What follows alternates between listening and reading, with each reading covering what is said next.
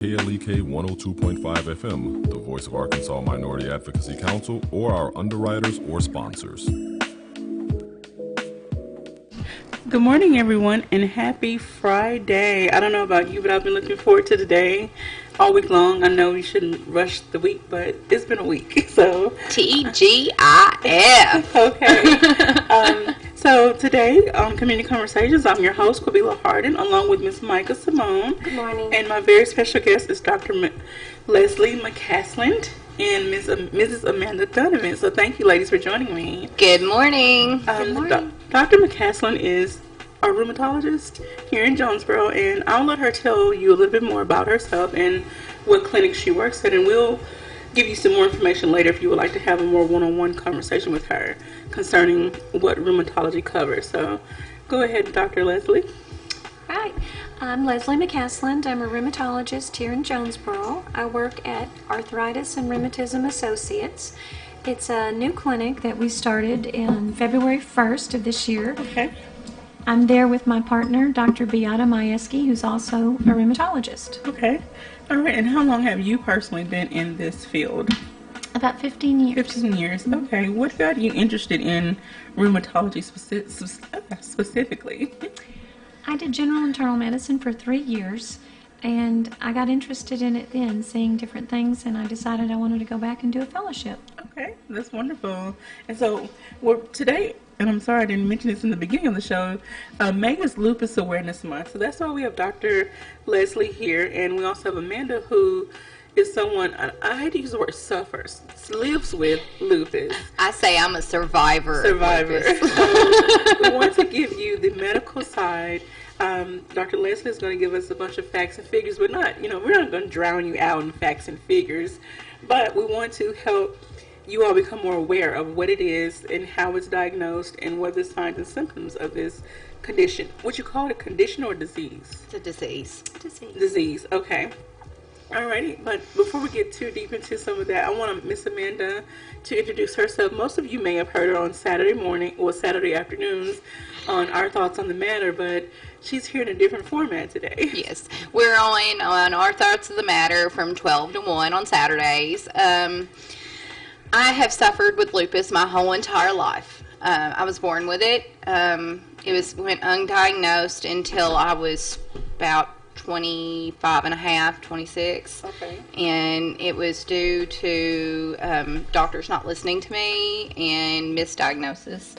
So, when you feel like your body is not at its proper state, you pay your doctor to listen to you. Mm-hmm. I went through probably about 15 to 20 doctors, and what actually caught mine was I was on Ritalin when I was little. Okay. And I was having a lot of problems like Legonzi with my thyroid, and they thought it might have been the side effect of Ritalin, and I went through a clinical study, and they actually found it. They had to have, from the day I was born to that day, all my medical records, and with blood tests and stuff like that, and they actually I had to go out of state to find it, but they actually found it. Oh, wow. So that's one of the things we want to talk about, Dr. Leslie. Why is lupus so misdiagnosed or underdiagnosed? I think probably because every person with lupus has a little bit different presentation. Okay. It's not the same for everybody. Okay. So that may make it a little more challenging. It's not set signs and symptoms. Okay. It's different for everybody. That's probably the hardest thing. And there is not one test devoted to lupus. Okay, there's not one specific. There's good screening tests. Screenings. There's very good screening tests, but there's not one particular pattern of labs that may be there for every single patient. It may be different. Mm-hmm. All right. So can you talk about some of the causes based on research that has been done over the years, and things that are pretty much common with the majority of the patients? What are some of the causes of lupus? Well, we do know that it is a multifactorial disease. Okay. There is a strong genetic component, although that's not the only thing. Okay. We talked earlier that monozygotic twins are identical twins who have same genetic patterns don't always, one can have lupus and the other one only has like a 25% chance of Okay. having it. So genetics are a big factor, but they're not the only factor. Not the only factor. There's some other factors. There's some environmental influences like infections or sunlight's a big one, or even hormones. We know that lupus is about 9 times more common in women than men, so we know that hormones obviously play a role. Yeah. There are some drugs that can trigger what they call drug-induced lupus. Okay. And that typically is something that if you can find the cause, the drug cause, and you stop that, then that may not be a permanent condition. So it can be what they would call a drug-induced, and then that can be treated or the drug can be removed. So, but that's not really a systemic lupus. Okay, now that's another thing. I was looking at some other research, and there were several types. It's broken down in different categories. So can you tell us what those categories are? Well, there's systemic lupus, there is drug-induced lupus, there is cutaneous lupus, which is skin only. Okay. And within that, you have a couple of different types. You have within cutaneous, you have the discoid lupus. You have what's called subacute cutaneous lupus. There's something called tumid lupus, which is a type of cutaneous lupus. So there's different types within the cutaneous. Oh my. And then you have your drug-induced, and then you have your systemic lupus. There's neonatal lupus, where the mother has lupus and may pass antibodies on to the baby, and they're born with a lupus-like condition, and not permanent necessarily. Okay. But, so you have neonatal lupus. So there are different types. Oh wow. Okay. Well, thank you so much for that. Now, what are some of the common symptoms, and then including but not limited to? Okay. Some of the most common symptoms, joint pain is a very common symptom. About 90% of people with lupus at some point in their course will have joint pain, and particularly in the small joints and the wrist and hands. Okay. Also skin, about 70 to 80% of lupus patients within some point in the course of their disease will have one of the typical skin diseases with lupus. Okay. Those are probably the two most common things. You can also have mucosal injury or lesions, mouth sores, or nasal sores. Like a canker sore. Those would affect the mucosal, the slick membranes in the Okay. nose and the mouth. That's very common as well. Hair loss can be seen. That's See? fairly common. It's part of my lupus. I'm sorry to interrupt you, but Hair loss is fairly common. And these symptoms may not all be found at the exact same time in the same person, Okay. but in the course of their disease. Other things that you may see, you can see pleurisy or heart lining inflammation, or that's called a serositis. Those are all things that can be seen. There are some neurological manifestations. Those are a little more vague, but like headache and seizure. And then, of course, there's a whole plethora of lab abnormalities that the person may not know they have. It's something that we see on laboratory alone. Oh wow. Blood cell count problems, low white blood cell, low platelet, low red cell count. Protein in the urine is very common. Other types of cell count abnormalities, like within the white cell count, you may have a low particular type of white cell, a lymphocyte count. Okay. So, and then of course all the antibodies that you can see, that's all laboratory rather than really symptoms though of the disease. So you would encourage someone to, well, I like to encourage everyone, go to your doctor, pay attention to your body. I mean, don't brush off, and I used to be bad about that, but don't brush off something that, seems minor and try to treat it with over-the-counter stuff all the time. But if it's something that's persistent, go to the doctor, get it checked out, and make your doctor, I always say make your doctor listen to you. There's we run into doctors of all kinds. Anyway, I'm not going to go there, but we run into doctors of all kinds, but there are some that are very passionate and compassionate, and they will listen to you and spend the time that you need talking about whatever's going on. So if you have any questions or comments out there, please give us a call at 870-277-1080, or you can leave us a message on our Facebook live stream. And we want to say good morning to Dr. Sharice Jones Branch, who is watching. Thank you so very much. And there's a few other watchers. I can't see who they are. So thank you all for tuning in. Don't forget to drop your questions or comments. That's why we have the doctor here. And then we have Amanda here to share a little bit what her life has been like, having this disease.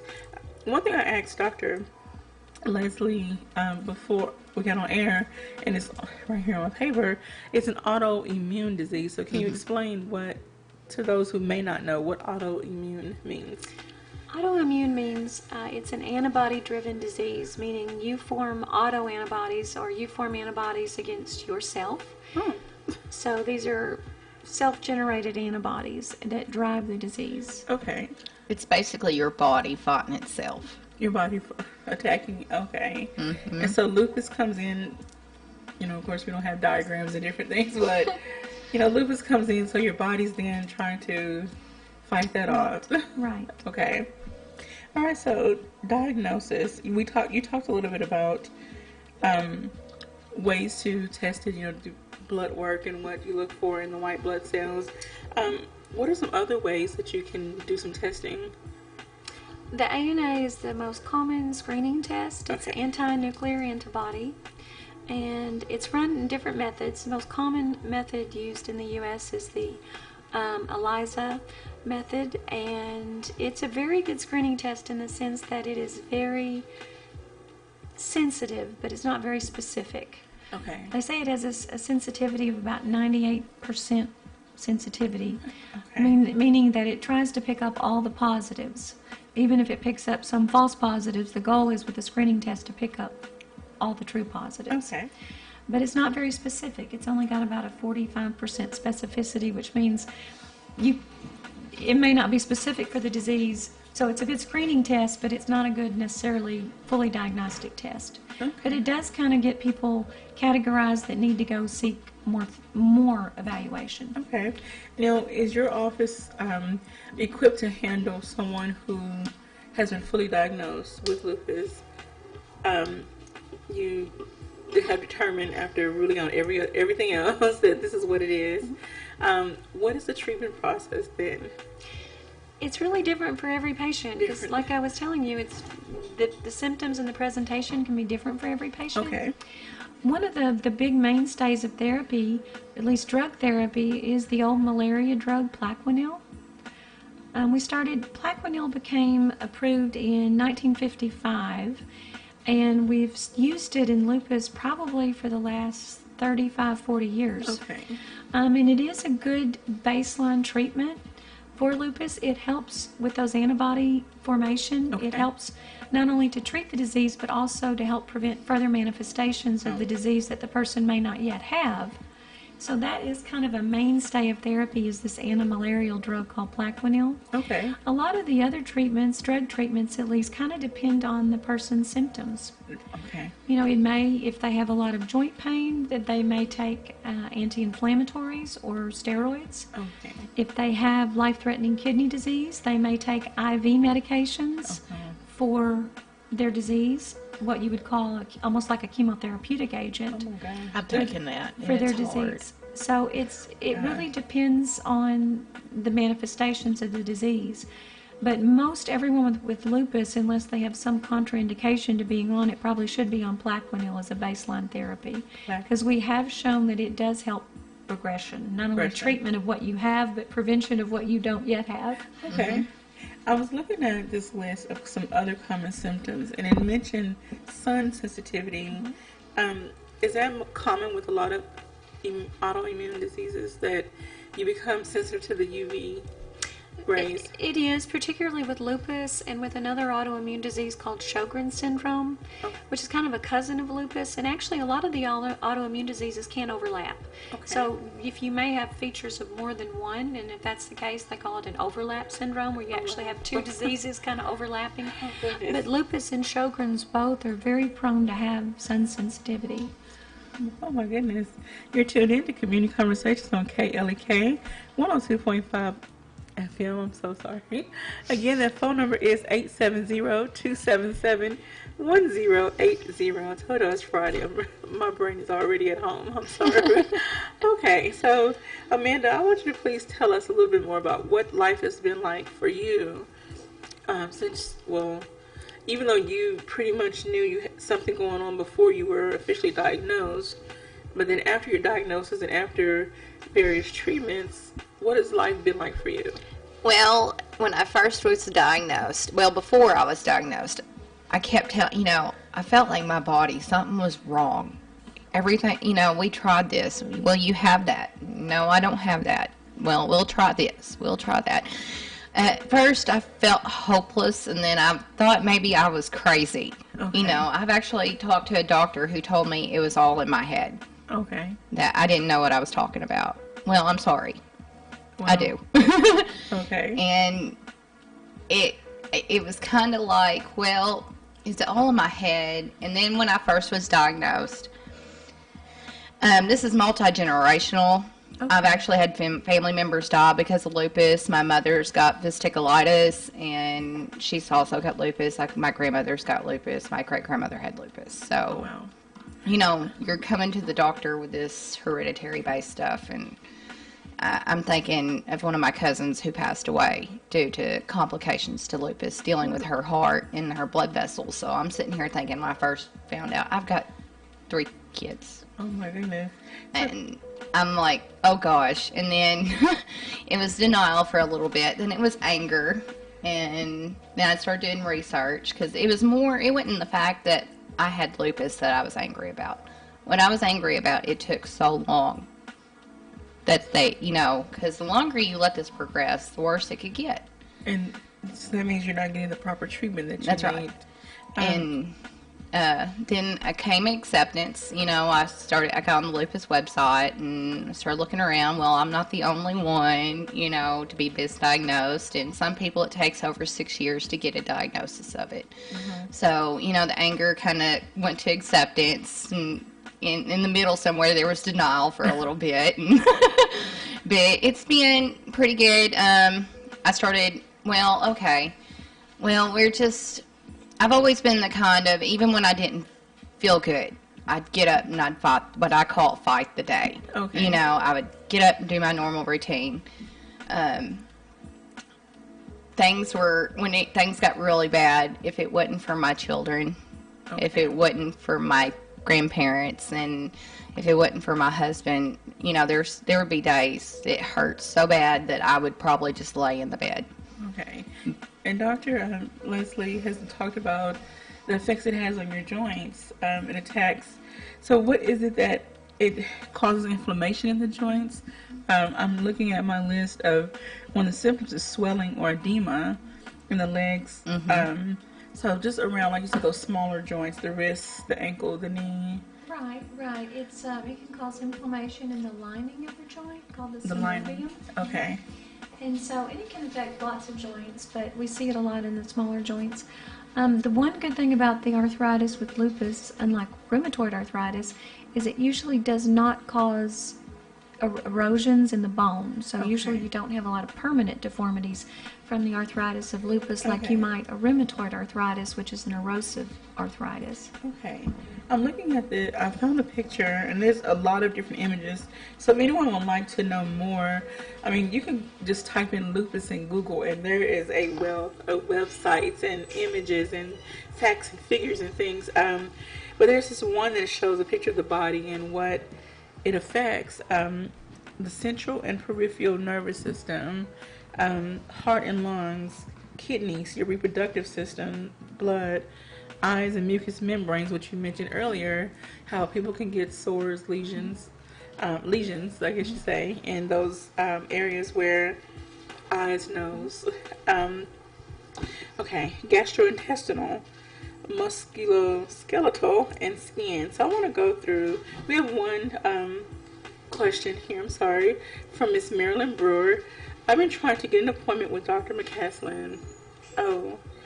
She's want to try to get an appointment with you. She was told to be October, November before she can get in.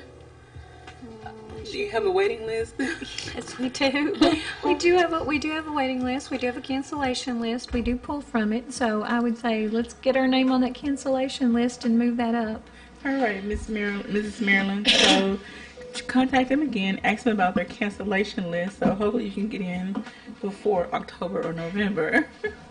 I guess that's a good thing if you have a waiting list. That it shouldn't be that long. We should be able to get her in sooner than that. All right, so we'll try to connect you two after the show. So let's talk about a little bit more about the different parts of the body. Amanda mentioned what it was like for her with her joints hurting and Extreme fatigue. I Extreme mean, fatigue. that's another symptom is you're tired all the time. And that's probably because your body fighting itself. Okay. That's what the doctors explained to me. Okay, well, we're going to have to hold off on the impacts on the body. I'm sorry, we're coming up on a quick break. I wasn't watching the timer. We're so Engulfed. in conversation. So, again, you're tuned into Community Conversations on KLEK 102.5 FM, and we're discussing lupus for Lupus Awareness Month. So please stay tuned. Do not go anywhere, and we'll be right back after these messages.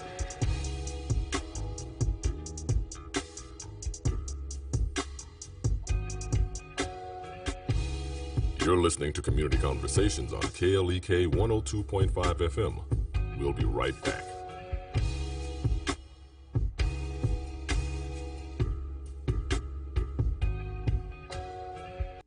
How do you tell your spouse something they don't want to hear?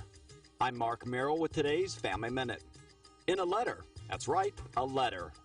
When you write something out, you usually give it more thought and are more careful with the words you put on paper. Your spouse will probably receive it better as well, since they can read it over and then think about it privately, and you won't be there to argue with. So when I want to address a sensitive subject with my wife, something she might have said that offended me, something about our finances, or something that just rubbed me the wrong way, I get out the pen and paper to express myself. Try it. You'll be encouraged by the results and relieved that you avoided an argument. Remember, your family first. Want to connect with Mark on Twitter? You can. Follow him at twitter.com/Mark Merrill. Family Minute is made possible by the Kappa Nu Omega chapter of Alpha Kappa Alpha Sorority Incorporated, a non-profit organization committed to service to all mankind. Kappa Nu Omega Alpha Kappa Alpha on Facebook and KNOMEGA1908.com. When a woman gives her all to a boyfriend, she is hopeful about the future. Marriage was in her future plans until she received some shocking news. Now with her dream shattered and life altered, she has to pick up the pieces and move forward. It was in this experience that she realized that love has no protection. KLEK 102.5 and Massey Production presents the inspirational gospel stage play, Love Has No Protection, a story that will inspire you, renew, and reaffirm your faith. Featuring performers from all over Arkansas, Texas, and Louisiana. One big show, 7 p.m. Saturday, June 24th at the Arkansas State University Student Union Auditorium. Tickets are $10 in advance, $15 at the door, and can be purchased at KLEK, Cool Cuts, and online at www.klekfm.org or by calling 870-277-1080. Bring the entire family Saturday, June 24th to the Arkansas State University Student Union Auditorium to see Love Has No Protection, the inspirational gospel stage play, 7 p.m. This event is a KLEK fundraiser. Just added a special 3 o'clock p.m. matinee show. That's right, now it's going to be 2 shows, 3 o'clock p.m. and 7 o'clock p.m. The hit gospel stage play,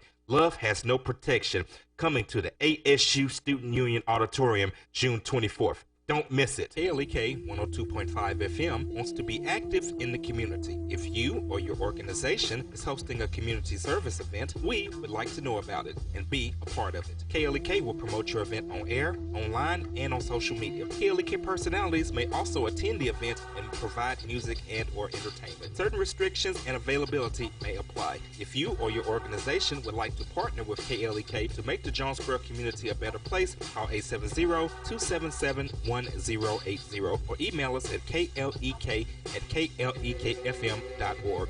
In order for a community announcement or church announcement to be aired on KLEK 102.5 FM, we ask that the announcement be sent at minimum 1 week in advance. Thank you for supporting KLEK 102.5 FM. And now back to Community Conversations on KLEK 102.5 FM. All right, welcome back to Community Conversations on KLEK 102.5 FM. May is Lupus Awareness Month, so we're discussing all things lupus, from the signs and symptoms, testing, what life is like with lupus, based on Miss Amanda's testimony. And I really thank her for coming and sharing, and I thank Dr. Leslie for coming and sharing and helping to educate each of you and me as well. I'll try to stay on top of as much information as I can, but there's so much information. I'm happy that you're here to kind of dispel some of the myths and highlight the facts, so people can maybe go to their doctor and then ask more questions. That's another thing. Some people go to the doctor, they don't know what to ask, how to ask. They don't know what to ask the doctor to test for.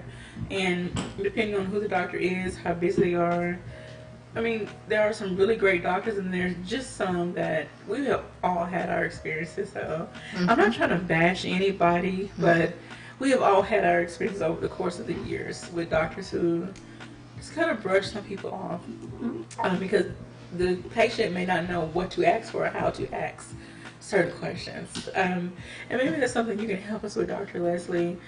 How do we go to a doctor? How do we start the dialogue? You know, okay, like with Amanda, she mentioned that she noticed some signs and symptoms early on before she was even diagnosed. How can we kind of stay on top of our medical professionals? Like, please pay attention to this. I think one important thing is write things down, but on the flip side of that, don't write down volumes and volumes and volumes because that can be distracting. Okay. So I think write down your signs and symptoms, but keep it, fairly concise. Okay. That way it's more manageable when you're looking at it. Okay. I think some people, if you have a whole notebook, they'll say, "Oh boy, I can't do that in one piece." So write it down, but keep it very clear and concise. Ask questions. Okay. If you don't know what to ask, no question is stupid, so just ask it. Okay. But I think that those are the biggest things is do write it down, but don't want to say overdo it because that can be distracting too. Okay. You know what I mean? You want enough but not too much. And then to ask questions.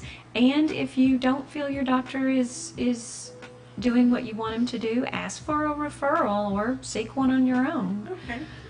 Okay. Always be your best advocate. You're your best advocate. Okay.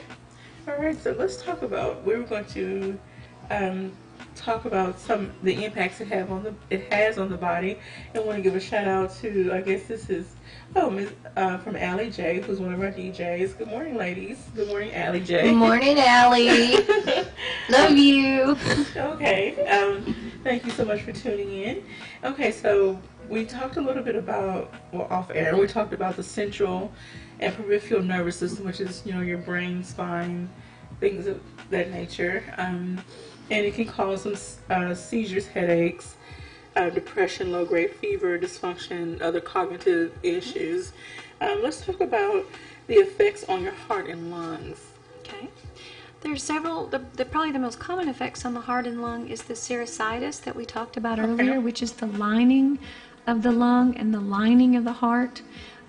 Can become inflamed and cause pericarditis or pleuritis, which is inflammation of the lining of the lung. There are some other conditions, though, that can occur with the heart. There's something called Liebman-Sachs endocarditis, which is where you get vegetations on the valves of the heart. So it's not an infectious endocarditis, but it is a form of endocarditis that can occur. Also, there is sometimes pulmonary hypertension, which is where you get inflammation and elevated pressures in the vessel that connects the heart and the lung together, the pulmonary artery. Within the lung, you can get inflammation not just in the lining, but actually within the lung tissue itself. It can affect the diaphragm, where you get what's called shrinking lung syndrome. Those are more rare. I mean, by far the most common is the serositis of the lung and the heart. So you have trouble breathing and have chest pain, particularly with inspiration, shortness of breath. Oh wow. So there's a lot of different things to look for and not just brush it off as, maybe it's just an upper respiratory infection. Do people often get misdiagnosed with an upper respiratory infection or just get diagnosed with just having high blood pressure if lupus may be present? Well, the thing with lupus is it is a constellation of symptoms. Systemic lupus, it's named systemic because there is multiple systems involved. So I think misdiagnosis could come if someone presented only with a single organ system involved because it could be confused with something else. But majority of patients, at least in my experience with lupus, have more than one thing going on. And so if you look for the multi-systems, that makes it more clear than if you were just looking at a single system. So if you came in with chest pain, you're going to go down the route to work up chest pain. Okay. But if somebody comes in and they have chest pain and they have protein in their urine and they have skin rash, it's more than one thing. That makes it a little bit more clear cut. Okay. Let's talk a little bit about the effects on the reproductive system. I know we talked a little bit off air, but can you also try to let people know who gets affected more, women, men, which gender? Women are more affected by lupus in general by a large degree, 9-to-1 ratio. One of the things we see in reproductive system is that if the person has a particular set of autoantibodies that affect the clotting system, they may be much more prone to get miscarriages. Oh, wow. And I'm sorry, but I've lost 2 sets of twins due to this. Wow, that's... Matter of fact, not too long ago. And that has to be very hard on an individual. I mean, I can't even fathom you get excited about having a child and then to know that because of this disease that it's not possible.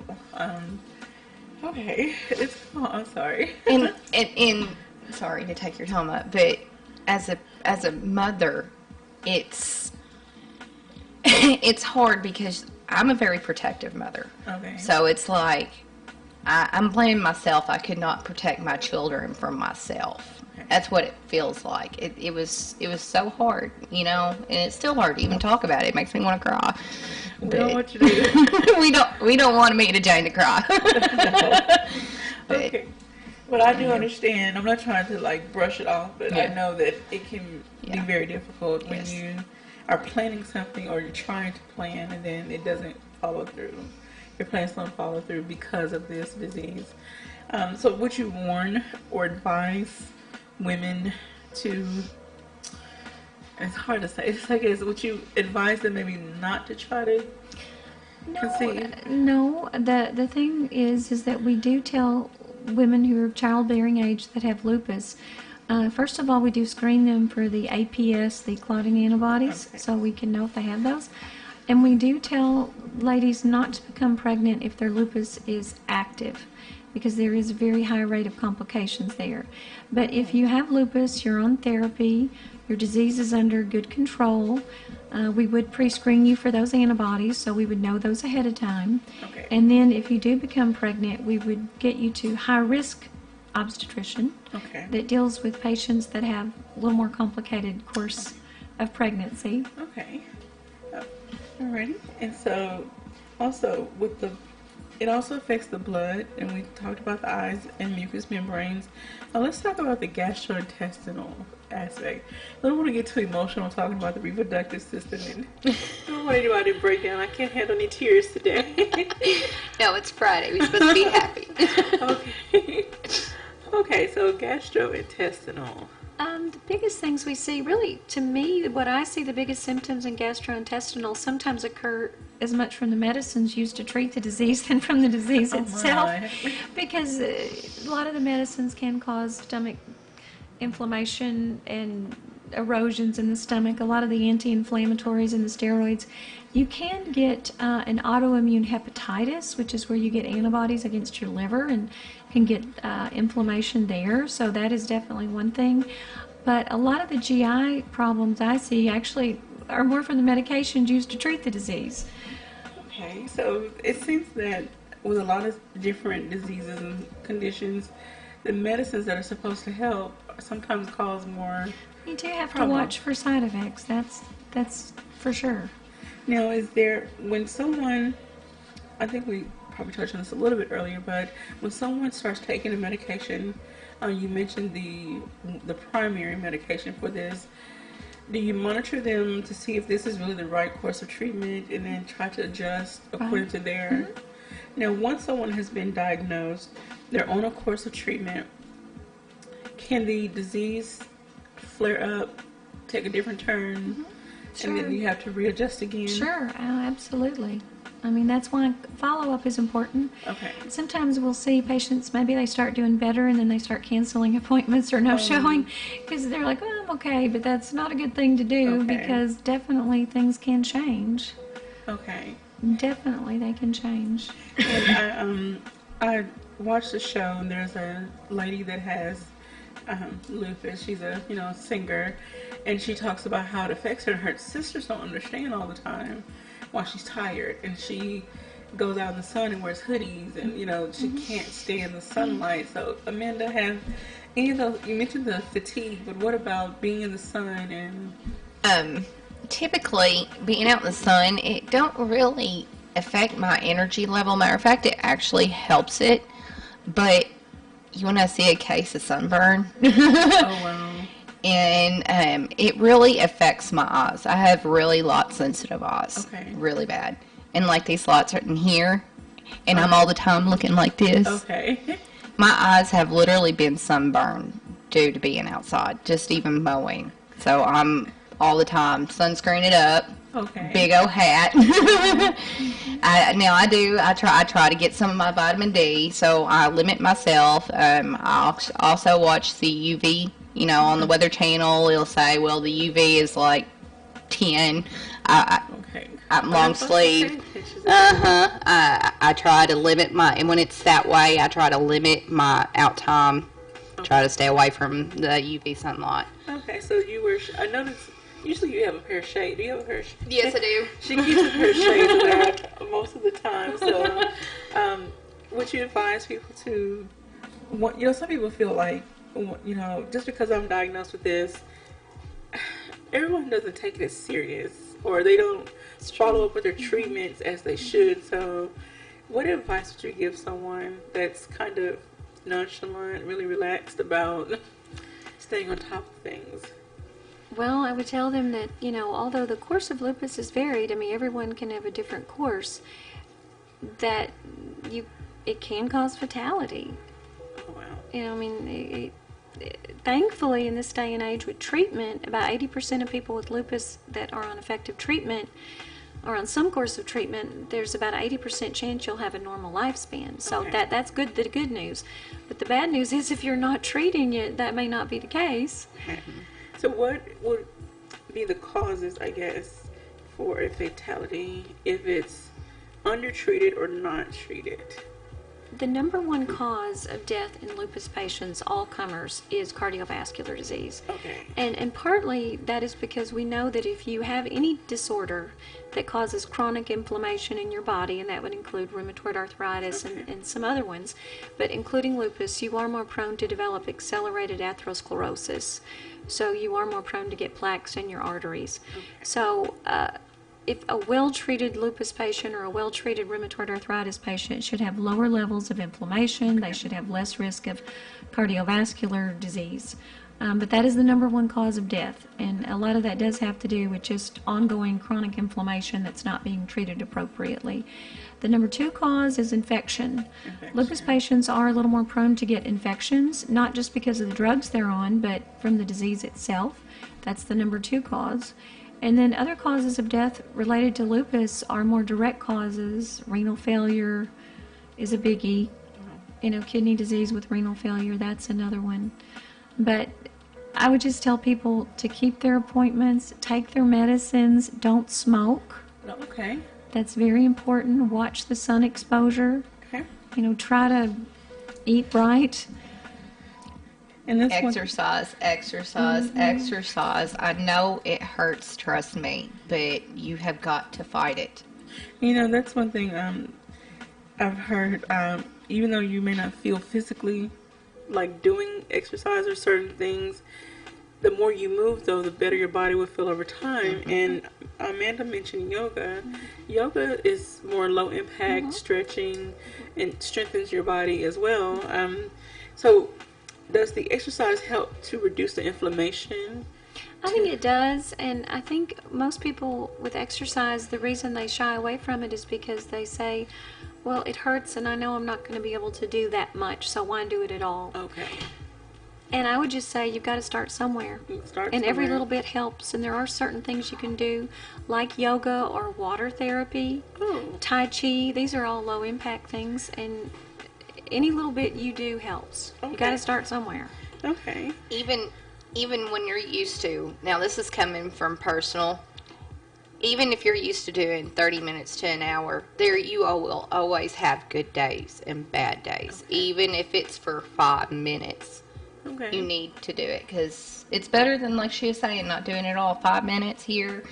Hey, I feel a little bit better later, do another 5-10 minutes. Even getting up on my worst days, if I have to go to Walmart or somewhere, I will park at the very back of Walmart. It drives my husband nuts. At the Carloom Express? Okay. Or at the gas station, like the one on Highland. I'll park all the way at Murphy's and walk to the front of the store. Oh. Because that's actually kind of like a little exercise break because you're walking to the front of the store. It might not be 30, 40 minutes of high, cardio, but it's still up. You're still walking. You're still burning, If you do that to every store you go to or, that adds up throughout the day. Okay. Throughout the week.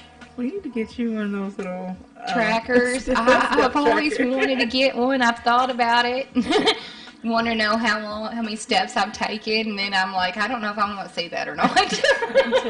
Understand that? Oh my goodness. Oh, I need to sit down. I've walked 10,000 steps. It's not even noon yet. Oh my goodness. Running after the banana. Oh my goodness. Okay, Lord have mercy. All right, so you mentioned we were talking about some prevention measures. We talked about the limiting the time in the sun, eating a balanced diet. And on my list here, I found that it says limit stress as much as possible. What does stress do to, is it just the effect it has on the body physically that can affect the symptoms of lupus? I think stress can cause different things. Number one, it probably does dysregulate your immune system, but number two, stress can cause more pain because your muscles get tight. Okay. You may get more headaches if you're stressed. You may not sleep well when you're stressed. So, all those things can affect your disease and your pain level. Oh, wow. And your emotional state during all this. Oh, wow. Meditation helps. Journaling helps. Let's see here. I pray to God. I do. And I do meditation. And, me and you've talked about me and Miss Covello. I journal quite a bit. Yes. Good things and bad things. Because, when you journal, you look back to see how far you have grown. Okay. But if you write nothing but bad, all you see is bad. But anyways, so good and the bad. All right. And another suggestion on the list is develop a support system. Like Amanda, she has her good and bad days. There are people that feel that if they don't see something physically wrong with you, then nothing's wrong with you. They don't understand what's going on the inside and how you are just pushing yourself just to even get up and get dressed, let alone, just get up, period. Some people just have to muster up all the energy they can just to even stand up, get out of bed and stand up. So developing a good support system is beneficial. So do you feel that you have a good support system, Amanda? Yes, ma'am. I am so blessed to have my family. My grandmother has always been there, even since I was a little kid. My mother, my husband, he works all the time. Okay. And on my bad days, he helps me take care of my kids. Like my daughter, we had a graduation and birthday party all in one day. Gosh. And I had my 3 kids plus my nieces and nephews, and I was running slow that week. It was a bad week.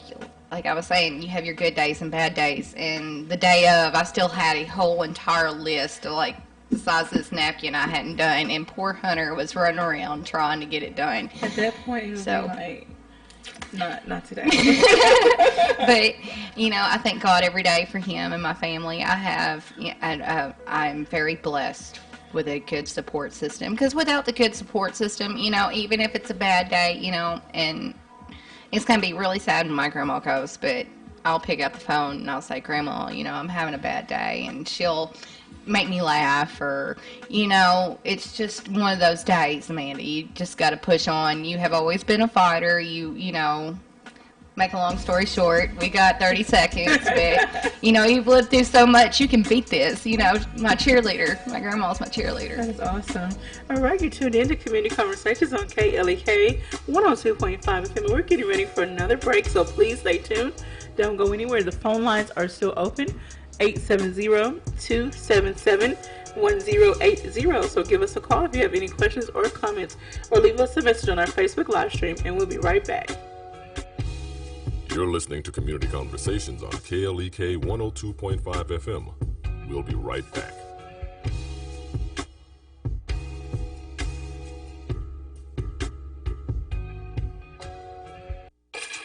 We're back with Money Matters. I'm Alfred Edmond Jr. Money may be leaking from your budget thanks to a practice called drip pricing, which the U.S. Federal Trade Commission defines as a pricing technique in which firms advertise only part of a product's price and reveal other charges later as the customer goes through the buying process. Here are some tips from the National Foundation for Credit Counseling and the Better Business Bureau on how to fight back against drip pricing. First, educate yourself. Know the difference between estimated price and actual price. Call to confirm the price of whatever you are purchasing. If calling a hotel, ask specifically about any resort fees. Don't be afraid to boycott companies. Tell those that practice drip pricing that you plan to discontinue doing business with them and that you will let others know why. I'm out of time, but check with Money Matters tomorrow for more tips to fight drip pricing. I'm Alfred Edmond Jr. for Money Matters, a product of American Urban Radio Networks. Money Matters is made possible by the Jonesboro Alumni Chapter of Delta Sigma Theta Sorority Incorporated, a nonprofit organization dedicated to uncompromising commitment to communities, service, leadership, empowerment. www.jonesboroalumnidst.org. Money Matters is brought to you by Bancorp South, offering checking, savings, loans, credit cards, and wealth management. 5 locations in Jonesboro to serve you. www.bancorpsouth.com or 870-972-9800. Arkansas Early Learning prepares children up to 5 years old for kindergarten by offering a secure learning environment, qualified teachers at several locations in Northeast Arkansas at no cost. Applications are available at arearlylearning.org. Arkansas Early Learning is a nonprofit organization. Starks Auto Plaza, your pre-owned superstore, is a longtime supporter of KLEK. 2829 Red Wolf Boulevard, Starks offers clean, reliable vehicles of all makes and models. Starks also offers no-hassle pricing, friendly service, financing options with approved credit. At Starks, you're always family, and our motto is, we never say no. 870-203-9980. StarksAutoPlaza.com. House of Details, located at 3217 Herb Street, Suite C, is a proud supporter of KLEK, offering detailing on any type of vehicle: waxing, clear coat protection, basic wash, hand wash, shampoo, interior cleaning, buffering, headlight restoration, pickup, delivery, and more. With a motto of, anything mean, we can clean. Details available via Quentin Bogard at 870-273-5187. House of Details on Facebook and houseofdetailsjonesboro.com.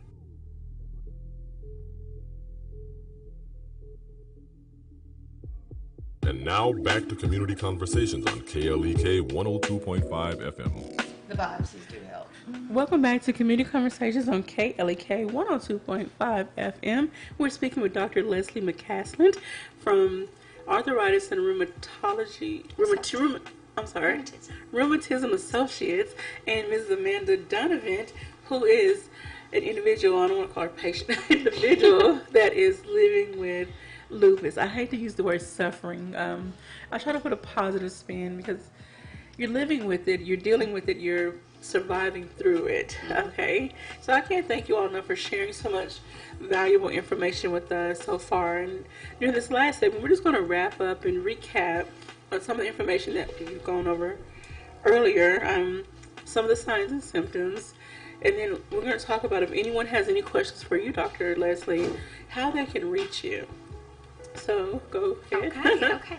So signs and symptoms. So rashes are a big one.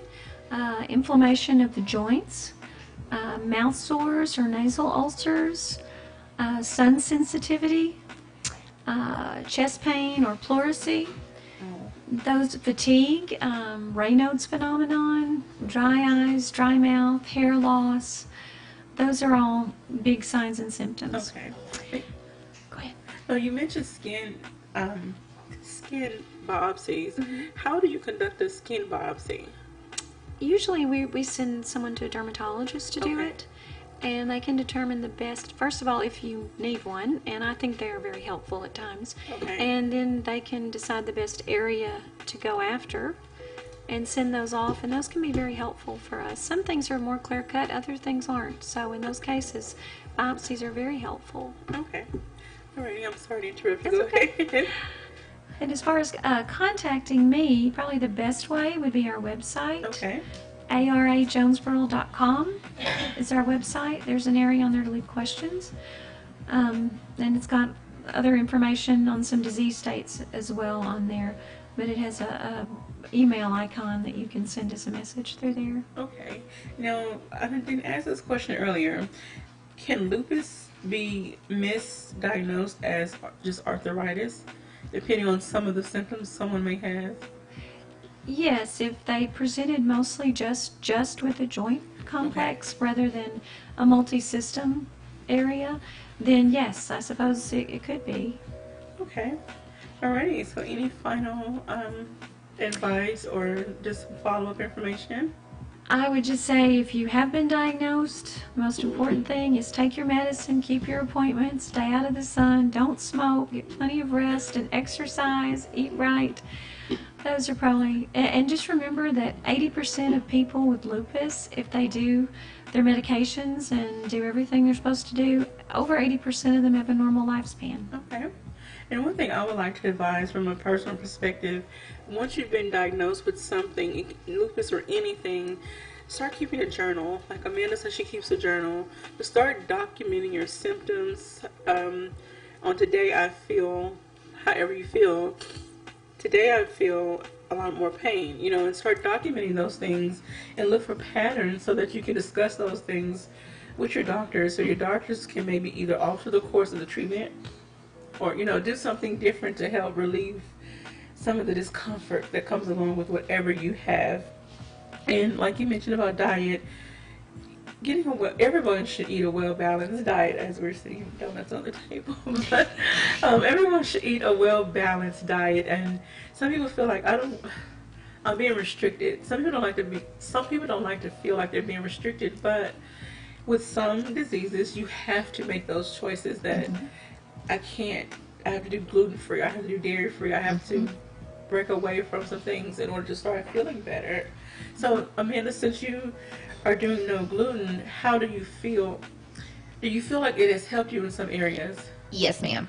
I don't know if y'all can tell or not, but combined loss, I've lost 168 pounds. From switching from just a regular diet to gluten-free. Yes, there's donuts on the table. I'm sorry. I love donuts, and my cheat day is on Friday, and I get one cheat, whether it be a fun size bar or a donut. But okay. Anyways, it helps. One, getting the weight off. Two, it's helped me with I'm very disciplined anyways, but it helps with discipline. Okay. Because you're motivating yourself, you can do better and getting in a routine. It also helps with the swelling. Like a lot of salts and stuff like that can actually cause inflammation. Sodas. Okay. I try not to drink too many sodas. I'm like, Okay. Like my double shots, my one cheat a day. Okay. So. And that's another thing. I'm glad she brought up the weight issue. Can you help shed some light on? Some people may think, well, people that are heavier may be more prone, or people, and then also talk about the ethnicity aspect of this disease.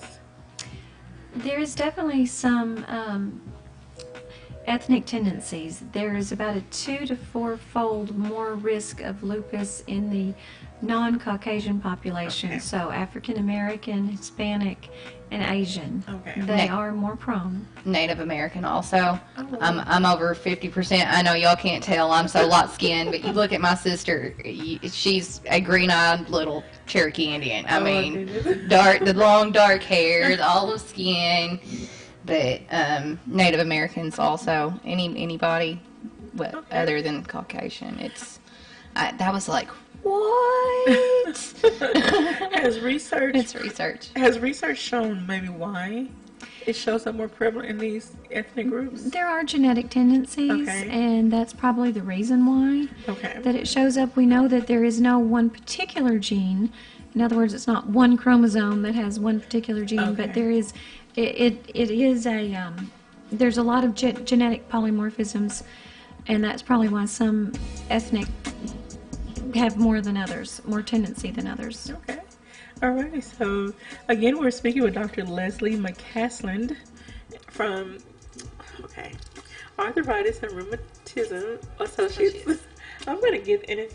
No, it's not on the board. Okay. It's not on the board. And Mrs. Amanda Dunavant. And as you know, May is, among other health and social awareness issues, May is Lupus Awareness Month. The purpose of this interview was to help shed some light on the facts about what lupus is, how to recognize it, how to talk to your doctor about it. Don't ignore those small signs and symptoms. You know, pay attention to your body. I tell people this all the time, and I'm preaching to myself. Pay attention to your body. You only get one. Don't ignore those little small, things. So, and like Dr. McCasland mentioned earlier, don't take a whole notebook with you to the doctor, but at least try to write down a few things and kind of watch it over a time period. So that way you have a basis to talk about. Something to talk about with them when you go to the doctor. Again, if you want to reach Dr. McCasland's office, go to arajonesboro.com, and there's a section where you can leave questions and comments, and someone will reach out to you as soon as possible. So thank you, ladies, so very much for joining us today. I hope that more people are more informed after this, and I'll pray that more people are going to do more research and try to stay on top of the information, because information changes daily. As we know with anything medical and science, information changes on a regular basis. So 1.5 million people in the U.S. has it. Wow. And it is, I'm trying to think of the word. I'm having memory fog. But, 30 seconds. Oh, Lord, I gotta get it. It's not as well researched as, like, breast cancer awareness.